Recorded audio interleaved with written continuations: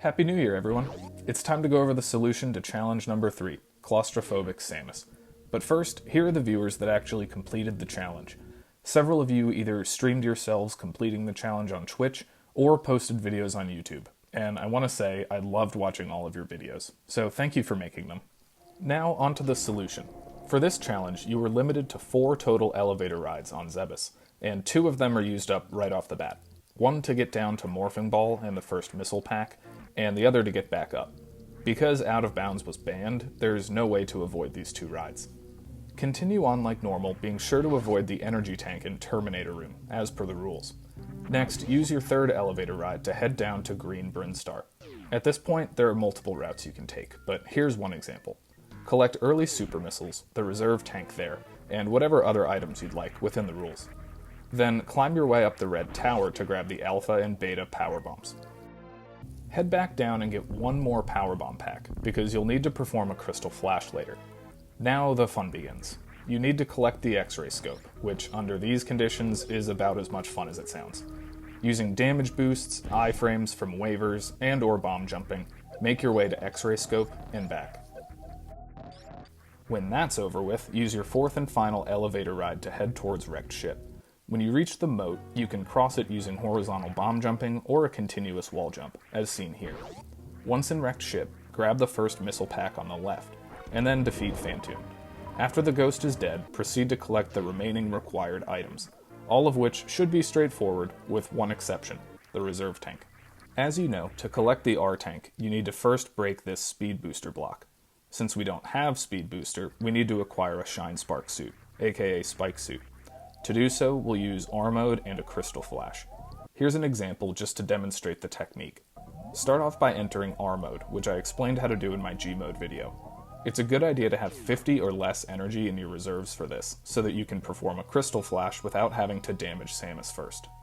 Now you need to perform the crystal flash at an appropriate location and time, such that after you get energy back in your reserves, but before the crystal flash ends, something damages Samus sufficiently to trigger an automatic reserve refill.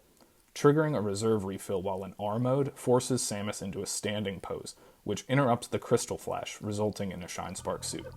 You'll know that you were successful if Samus's beam turns gray, as seen here. For this challenge, there are 2 ways, that I'm aware of at least, to pull this off. I'll refer to them as the easy way and the hard way. We'll start with the hard way, which you may have seen on the speedrunning wiki. For this method, head to the room known as Sponge Bath, and kill the bowl enemy to make your life easier.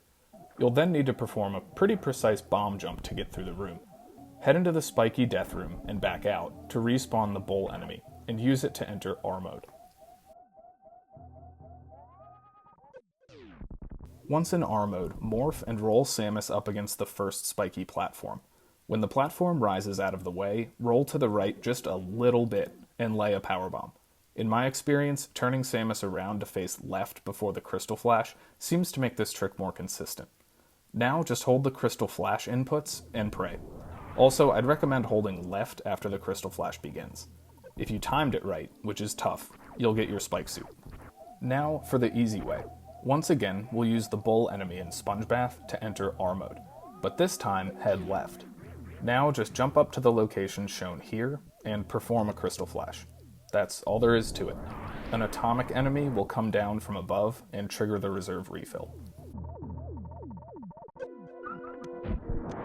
Now that you have a stored Shine Spark, you have to be careful not to lose it. One tip is to hold the angle down button before and during your jumps. Also, be sure not to use the X-ray scope or perform another crystal flash. Work your way towards the bowling alley, being sure to refill your energy and reserves on the way. Now get a running start and jump your way through the spikes. You should be able to reach the Chozo statue with 39 energy remaining. Once you arrive at the shaft leading up to the reserve tank, you'll realize you don't have enough energy to Shine Spark up from the ground. So you have to wall jump your way up the shaft, being careful to avoid the spikes on the left, and perform a mid-air Shine Spark by pressing up or angle up. And finally, you can grab the R tank. Thanks for watching, everyone, and once again, Happy New Year. Let me know down below if you have any questions, comments, or feedback. And of course, stay tuned for the solution to challenge number 4. Cheers!